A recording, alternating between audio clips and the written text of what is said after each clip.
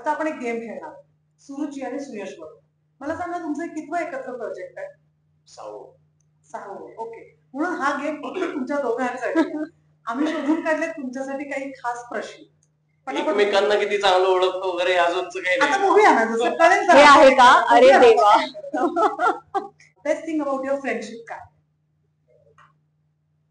Best thing about our friendship. Yes. We've seen the ups and downs of the friendship. आम्ही भांडलो सुद्धा आहोत एकमेकांशी. काही वेळेला आम्ही अबोला सुद्धा धरलाय एकमेकांची. पण पुन्हा एका पॉइंट नंतर जेव्हा असं जाणवतं की यात जाऊ दे, ही समजू शकते माझ्या काही गोष्टी, किंवा मला एक कम्फर्टेबल स्पेस वाटते हिच्याशी काही गोष्टी शेअर करताना, ती मला वाटतं खूप चांगली आहे की मी कसलाही इतर विचार न करता हिच्याशी 4 गोष्टी शेअर करू शकतो माझ्या पर्सनल आयुष्यातल्या. कारण मला एक माहिती असतं की जज नाही होणार. तो म्हणाला तसं एकत्र शूट आम्ही पहिली जी मालिका केली त्यासाठी आम्ही 2-2.25 वर्ष आय थिंक आम्ही एकत्र शूट करत होतो, आणि त्यावेळेला तुम्हाला माणूस कळतच असतो कारण मॅक्सिमम आम्हीच काम करायचो एकमेकांसोबत. सो नाईट्स पण आमच्या खूप व्हायच्या, डे नाईट असं शूटिंग व्हायचं. सो मला माहितीये तो किती मुडी असू शकतो, हे मला माहितीये. म्हणजे बऱ्याचदा असं होतं की इनिशियली माझं असं व्हायचं की सकाळी आल्यानंतर एकदा तो असा असेल, हे गुड मॉर्निंग, आणि सकाळी आल्यानंतर एकदा तो असा असेल की समोर तू आहेस पण तो बघणारही नाही आणि तो निघून जाईल. मला खूप राग यायचा. मला इनिशियली असं वाटायचं की काय प्रॉब्लेम आहे, पण नंतर मला कळलं की हा सुयश आहे. आणि इव्हेंच्युअली मी गोष्टी ऍक्सेप्ट केल्या की हा म्हणजे माणूस म्हणून हा असा आहे. आय कॅनॉट जज एनीवन, आणि मी पर्सनली पण तशी नाही की मी कोणाला पटकन जज करेन. पण मला जो राग यायचा मी त्याला सांगायचे किंवा भांडायचे. सो मला असं वाटतं की इव्हेंच्युअली ना आम्ही खूप ग्रो झालोय एकत्र काम करता करता. आम्ही भयंकर ग्रो झालोय. त्या कामानी पण मॅच्युरिटी दिली आहे. एकमेकांसोबत कम्फर्ट लेवल आमचं फार छान आहे. सो आम्ही एकमेकांशी भांडू शकतो, प्रेमाने वागू शकतो, आमची छान मैत्री आहे, असे खूप गोष्टी आहेत. मला एक गोष्ट सांगायला आवडेल. माझ्याकडे एक पुस्तक आहे जे अजूनही मी जपून ठेवलंय. सो स्क्रॅप बुक माहितीये? पूर्वी लोक स्क्रॅप बुक्स नाही, स्लॅम बुक्स नाही, स्क्रॅप बुक्स. म्हणजे तुम्हाला आवडणाऱ्या काही गोष्टी तुम्ही कटिंग करून लावता त्याच्यात कलेक्शन करता. तसं एक पुस्तक आहे माझ्याकडे जे हिनी दिले, आणि जे हिनी माझ्याबद्दल केलेलं एक मोठं पुस्तक आहे. तिने अख्ख्या युनिटला, तारेदुरावाच्या प्रोसेसरला अख्ख्या युनिटला कामाला लावलं होतं. मला माझ्या नकळत मला वाटतं माझ्या वाढदिवसाला त्यांनी ते प्लॅन केलं होतं मला देणं. आणि त्या इतक्या गोड मेमरीज आहेत, ते अजूनही मी छान जपून ठेवलंय. त्याच्यात अगदी मी लहानाचा मोठा होईपर्यंत माझ्या काय फेजेस आहेत. बरं, ही म्हटली तसं मी आहे मुली, मला अनेक गोष्टी मी खूप विचार करतो, मी ओव्हर थिंकर कॅटेगरीत मोडतो. त्यामुळे मला सकाळी जर एखादी कुठली गोष्ट मी सिग्नलवर जरी नोटीस केली असेल ना, तरी ती माझ्या दिवसभर डोक्यात राहते. ती काम करताना ऑब्व्हियसली मी कामात डोकावू देत नाही ती गोष्ट, पण माणूस म्हणून मला खूप छोट्या छोट्या गोष्टींचा खूप फरक पडतो किंवा खूप विचार करायला लागतो. सो मी मुडी आहे, मी मध्येच झोनआउट होतो, मी वेगळ्याच तंद्रीत असतो मी. सो ते सगळं त्या पुस्तकात आहे, आणि ते इतकं छान गोड पद्धतीने या सगळ्यांनी त्याचं एक काय म्हणतात त्याला, एक कोलाज करून मला ते दिलं होतं, जे अजूनही आहे माझ्याकडे. So that's another beautiful thing about our friendship, that she made it a point की तिने ते सगळं कलेक्शन करून मला त्या पुस्तक किंवा स्क्रॅप बुक फॉर्मॅट मध्ये दिलं. One thing you hate about it?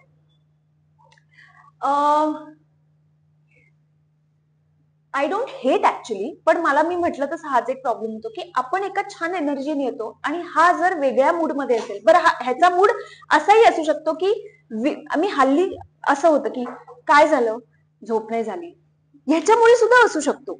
पण मी आता इतकं कमाल डील करायला आय थिंक मी माझी शिकले की ओके. पण ते मी म्हटलं तसं की आपण एक एनर्जीने येऊन काय नाही आता नको, हे नको सतत सांगत जाऊ यार, हो मला माहितीये वगैरे, मी या पॉइंटला आले की मी हे सांगू शकते आणि कम्फर्टेबली सांगू शकते, आणि त्याच्यानंतर आमच्यात काही प्रॉब्लेम्स नसतात की आता काय होतंय. कारण इनिशियली जर म्हणजे माझं असं व्हायचं की मला वाईट वाटलं तर मग मी बोलणार नाही, मग मी शांत बसणार, मग ते कॅरी फॉरवर्ड होणार, जे आता होत नाही. आता असं होतं की ऐक, हा प्रॉब्लेम आहे, हे असंच होतंय, हा ठीक आहे मला कळलंय, पास, आता तिथे ते थांबतं. हा. I don't hate anything. I've learned hating does not help you so मला नाही, I don't hate anything. So what you like about? There are lot of things. ती मी म्हटलं तसं ती माणूस म्हणून ती तिची एक खूप बेस्ट व्हर्जन सगळ्यांसमोर घेऊन येते. मी असं नाही म्हणणार ती प्रिटेंड करते, कारण असेही काही जण मी पाहिलेले आहेत की जे फक्त दाखवण्यासाठी तसे वाटतात. तिचा तो स्वभाव आहे आणि ती माणूस म्हणून तिचं एक बेस्ट व्हर्जनच घेऊन येते कुठेही गेलेली असताना. म्हणजे तिच्या आयुष्यात कितीही टेन्शन असतील किंवा काही प्रॉब्लेम असले तरी ते कधीच असे ती पटकन कोणासमोर दाखवणार नाही, शेअर नाही करणार.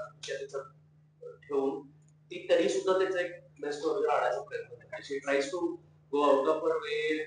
जर तिच्या काय म्हणतात तिच्या कुवतीतलं असेल किंवा तिला जमणार असेल सहज, तर she go out of her way to help somebody. She knows की हे माझ्या बजेटमध्ये आहे, मी हे मदत करू शकते, तर तिथे ती करेल. तिथे नाहीये तिथे ती पडणार नाही त्या गोष्टींमध्ये. अजून बऱ्याच गोष्टी, ड्रायव्हिंग जरा लोच आहे पण बाकी बऱ्याच गोष्टी. हे बघ हेच what you like about? I like many things about him. मी म्हटलं त्याचा जो मुडी स्वभाव आहे ते जर बाजूला ठेवलं आपण, तर otherwise he is absolutely good. म्हणजे मी त्याही वेळेला बोलले होते की युनिटच्या प्रत्येक माणसाचं नाव त्याला माहित असतं, तो माणूस आज कसा आहे हेही त्याला माहित असतं. So I think that is the best quality, की माणूस म्हणून तो कनेक्ट होतो प्रत्येकाशी. आणि मला असं वाटतं की हे कधीतरी निगेटिव्ह मध्ये पण जाऊ शकतं, असं की खूप डीप विचार केल्यामुळे त्याचा खूप परिणाम करून घेतो. ही एक मेजर गोष्ट आहे जी त्यांनी करून घेऊ नये असं मला नेहमी वाटतं. But otherwise he is very much connected to his roots आणि सगळ्या लोकांची तो पुरेपूर कनेक्टेड राहण्याचा प्रयत्न करत असतो. ड्रायव्हिंग फोर्स चांगला आहे ग्रुपचा? ऑफकोर्स चांगलाय. आणि मला असं नेहमी वाटतं की मी अशी होते कायम की माझा सर्कल खूप छोटा आहे, किंवा मी कायम त्याला म्हणायचं की गरज नसते प्रत्येक वेळेला. You can't be everywhere all at once. जिकडे तुम्ही असला पाहिजे तिकडेच तुम्ही असला पाहिजे. आणि ते आता मला त्याच्यात दिसतंय की तो आहे, पण त्याला त्याच्या प्रायोरिटीज माहिती आहे, तो एक छान नेचरशी कनेक्ट झालाय, किंवा त्याच्यातली जी ग्रोथ आहे ती, I think that is the best part. Me first कधी भेटला होता? फर्स्ट आम्ही भेटलो होतो एक स्टार प्रवाहाची इव्हेंट होती त्यावेळेला. मी पुढचं पाहून बंदरेशमाचे मध्ये कॅरेक्टर आर्टिस्ट म्हणून एक कॅरेक्टर करायचो, आदित्य सरदेशमुख. आणि तेव्हा हिची ओळख नावाची सिरियल चालू. सो त्याची इव्हेंट होती, ग्राउंड इव्हेंट. ही आणि कीर्ती होती मला. सो त्यावेळेला काय गंमत असते ना, सो ते जेव्हा सगळेजण आर्टिस्ट बोलवले गेले, तर माझा आणि यांच्या शोचा तसा काही कनेक्ट नव्हता. पण यांच्या शो मध्ये मला वाटतं हिला हिरो नव्हता त्यावेळेला, काय मला माहिती नाही. सो तिच्या बरोबर पेअरिंग करून मला पाठवलं होतं स्टेजवरती. So that was our first pay. त्यानंतर कार्यदुरावाची ऑडिशन होऊन मध्ये एक वर्ष गेलं. मी एक वेगळी मालिका करून आलो, तो शो काही घडला नव्हता. आणि अचानक ते कथानक पुढे गेलं आणि लग्नानंतरची स्टोरी असं सगळं ते कथानक झालं. आणि मग परत मला विचारलं गेलं, थँकफुली मी गेलो तेव्हा. आणि मी अजिबात मूड मध्ये नव्हतो त्या दिवशी शूटिंग करण्याच्या. म्हणजे मी निघालो होतो पुण्याला, काही गोष्टी माझ्या पर्सनल आयुष्यात घडल्या त्यामुळे मी डिस्टर्ब होतो. आणि माझं असं होतं की आता आज मला काम नाही करायचंय, आज मला जरा सुट्टी आहे. आणि त्याच दिवशी लुक टेस्ट होती आमची आणि संध्याकाळी तिथे पोहोचायचं. तर मी पोहोचलो आणि हिला मी फाटा म्हणजे काय लेवलचा फाटा. म्हणजे मी सांगते, नाही थांब मी सांगते. हे मला त्या इव्हेंटच्या बाबतीत लक्षात होतं, कारण मी जेव्हा स्टेजवर गेले ते काहीतरी रिहर्सलच चालू होते. मी आणि कीर्ती आम्ही सगळ्यात नंतर पोहोचलो होतो, कारण आमचं शूट डे नाईट चालू होतं तेव्हा. आणि मी गेल्या ना हा समोर होता, मी ते हे चढल्यानंतर पायऱ्या, आणि त्यांनी खूप छान स्माइल दिली. मी कीर्तीला विचारलं की हा कोण आहे, ओळखतो का? कारण असं कधीतरी होऊ शकतं की त्याची ओळख चांगली आणि मी ओळखच, म्हणजे मी स्माइल केला आणि मी बाजूला आले, म्हटलं अरे असं आपल्याकडून व्हायला नको की आपण ओळखतोय आणि आता आपण ओळखच नाही दाखवली नीट असं.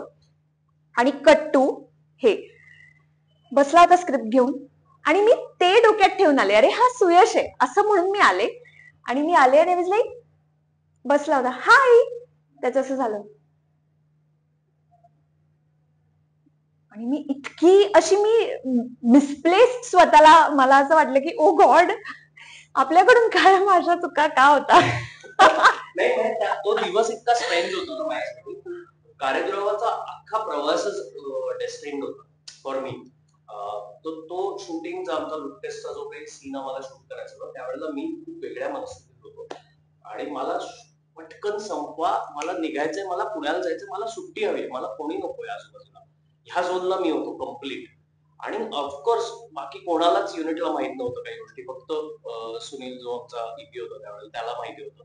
सो त्यांनी मला रिक्वेस्ट केली होती की प्लीज येऊन शूट करून जा, मग आपण पुढचं पुढे काय करायचं. तर मला शूट करायला प्रॉब्लेम नव्हता, फक्त माझं असं होतं फक्त शूटच करायचंय, बाकी हाय हॅलो छान मस्त मला नाही करायचं, फक्त काम करूया निघूया. सो आय रिमेंबर की मी खूप वाईट वागलो होतो आणि त्यानंतर ना मेसेज केला होता, ना हाय हॅलो, ना काही. अनलाईक कट टू जेव्हा शूट सुरू होणार कळलं, जेव्हा हे झालं त्यावेळेला मी सेटवर गेल्यानंतर तेव्हाही पहिले काही दिवस आम्हाला खूप वेळ फिगर आउट करायलाच लागला. कारण जसं या नाटका बाबतीत मगाशी मी सांगितलं, कार्यदुर्वाच्या बाबतीत सुद्धा खूप कमी दिवसात शो ओपन होणार हा झोन होता आणि आम्ही दिवस रात्र शूट करायचो. आम्ही बाहेरचं जग पाहिलं नव्हतं ऍब्सोल्युटली त्यावेळेला. म्हणजे सकाळी सेटवर जायचो, रात्री खूप दमून घरी जाऊन झोपून परत सकाळी सेटवर. आम्ही बाहेरचं जगच पाहिलं नव्हतं. त्यामुळे बाहेर आमचे बोर्डिंग्स लागले, बाहेर खूप पब्लिसिटी चालू आहे, तेव्हा बसेसवरती वगैरे होर्डिंग. बरं आयुष्यातलं पहिलं मोठं होर्डिंग मुंबईत लागलंय, त्याचं एक वेगळं स्वप्न बघून आलेलो असतो. हे सगळं माहितीच नव्हतं आम्हाला काय झालंय बाहेर. आणि प्रोमोज ऑन एअर गेले, प्रोमोज लोकांना आवडायला लागले. बरं तेव्हा सोशल मीडिया पण Instagram was not Instagram was only photography sharing platform. मला माहितीये कारण मी फोटोग्राफर म्हणून त्या प्लॅटफॉर्मवरती सगळ्यात जुना मेंबर असेल. तर तो फक्त तेवढाच होता. सो फेसबुक होतं आणि मला वाटतं ऑर्कुट वगैरे हे सोशल मीडिया प्लॅटफॉर्म्स होते. माहितीच नव्हतं बाहेर काय चाललंय. एक दिवस आम्ही ठरवलं की पास आहे आज आपण जाऊन होर्डिंग्स बघू निदान शो सुरू व्हायच्या आधी. And that is the first time we actually started talking. Otherwise आम्ही फक्त कामाबद्दलच बोलत होतो बरेच दिवस. आणि मग नंतर आमच्यात ती मैत्री परत सुरू झाली की मग मी तिला सांगितलं की मी या झोन मध्ये होतो त्या दिवशी. आणि मग क्लॅरिफिकेशन इतक्या दिवसानंतर झालं. तुला कुठली त्याच्यात एक गोष्ट बदलण्याविषयी आवडेल? चेंज. आय थिंक तो त्याच्या फिलिंग्सच्या बाबतीत कुठल्याही, मग ते काहीही असो, तो कम्युनिकेट करण्यात थोडा कमी पडतो असं मला वाटतं. असं नाही की असंच असेल, पण माझ्या बाबतीत मे बी की नाही आवडलं, काही झालं, स्ट्रेट फॉरवर्ड येऊन जे सांगणं आहे ते थोडं कुठेतरी कमी पडतं अजूनही, असं मला वाटतं. तुला पण तुला माहिती you come across a very balanced girl. मी जेव्हा स्क्रीनवर तुला बघते तेव्हा तू एक खूप नॉन जजमेंटल आणि बॅलन्स्ड अशी असं वाटतं. नॉन जजमेंटल मी आहे कन्फर्म. म्हणजे आज मी एखादी गोष्ट बघून मी ठरवून नाही टाकणार की ही व्यक्ती तशीच आहे. कारण एकतर कुठेतरी ना कॉलेजमध्ये सायकॉलॉजी हा सब्जेक्ट पण होता मला, आणि त्यामध्ये मी बऱ्याच गोष्टी शिकले, ग्रो झाले मी सुद्धा. आणि खूप म्हणजे काही लोकांची, आता आपल्या जवळच्या लोकांची बरीच अशी परिस्थिती असते जे मी खूप बोलके आहे कारण, आणि मला तशीच लोक माझ्या आसपास आहेत. सो गोष्टी जेव्हा कळतात तेव्हा असं होतं की यार नाही, दिस इज नॉट इझी. आपल्याला कळत असतात गोष्टी की हा मी तुझी सिच्युएशन समजू शकते, पण मी फक्त समजू शकत असते. तू ज्या सिच्युएशन मध्ये जेन्युइनली असते ना त्याच्या तुला काय होत असतं त्या लेवलला जाऊन कुणी समजून नाही घेऊ शकत, फक्त कळू शकते ते. सो आय थिंक त्यामुळे मी जास्त ग्रो झाले. तुमची फ्रेंडशिप खूप छान आहे, खूप मॅच्युअर फ्रेंडशिप आहे आणि ती तुमच्या कामात रिफ्लेक्ट होते. 7 प्रोजेक्ट एकत्र केलेत, अजून खूप प्रोजेक्ट एकत्र करा आणि या नाटकासाठी खूप खूप शुभेच्छा. थँक्यू. आणि तुम्ही या पॉडकास्टला आलात आणि गप्पा मारल्यात त्याबद्दल आमच्याकडून एक छोटंसं तुम्हाला गिफ्ट. Thank you so much. सुंग नावाचा ब्रँड आहे, सो हे तुम्ही गाडीत ठेवू शकता. इथे स्मेल, आपण ते कापूर वगैरे गाडीत जसं ठेवतो तसं you can smell this and you feel refreshed absolutely. म्हणजे तुला प्रवासात काही लोकांना खूप त्रास होतो, सो तुम्हाला त्यातनं नक्कीच फरक पडेल. मला तर आवडतं प्लीज. सुंग नावाचा ब्रँड. थँक्यू. सुंग हर्बल इनहेलर आहे. Yes, it's an inhaler.